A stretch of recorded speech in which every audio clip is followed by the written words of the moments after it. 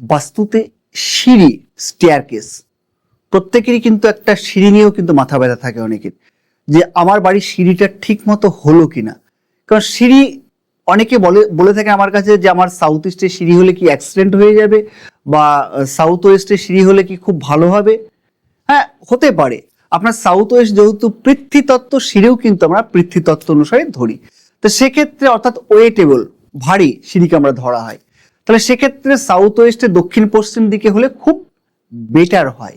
কিন্তু আপনার বাড়ির যে পরিবেশ পরিস্থিতি অনুসারে আপনি হয়তো সেই দিকটা কোনো রকম, আপনার বাড়ির জায়গা ছোট হতে পারে বা জায়গা রেক্টেঙ্গুলার হতে পারে, হলো না কোনো কারণবশত, তাহলে কি আপনার বাড়ির সিঁড়ি হবে না? 100% আপনার হবে।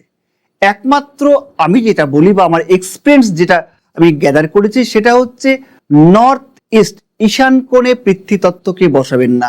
অর্থাৎ ওখানে যদি সিঁড়ি হয়ে যায় তাহলে কিন্তু আপনার ব্রেনের উপর প্রেশার পড়বে, এবং সিঁড়ি যেভাবে আপনার উঠছে সেখানে কিন্তু ব্রেন অতিরিক্ত ফাস্ট হয়ে যাবে এবং সাইক্লিং করবে, তাদের ডিসিশন নিতে কিন্তু আপনার সমস্যা হবে। তাই নর্থ ইস্ট বাদ দিয়ে কিন্তু আপনি সব জায়গায় সিঁড়ি করতে পারেন।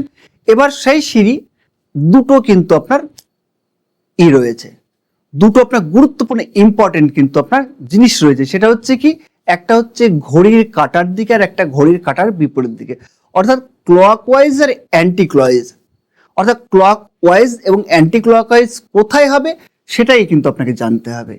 সেটা জানার জন্য কিন্তু আপনার ভালো বাস্তু এক্সপার্টের আপনাকে পরামর্শ নিতে হবে, এবং সঠিকভাবে আপনি সেখানে সিঁড়ি নির্মাণ করুন। যেখানেই হোক না কেন নর্থ ইস্ট অ্যাভয়েড করে আপনি 100% কিন্তু পজিটিভ রেজাল্ট পাবেন। সেখানে কিন্তু আপনার ক্লকওয়াইজ এবং অ্যান্টি ক্লকওয়াইজটা কিন্তু আপনাকে দেখতে হবে।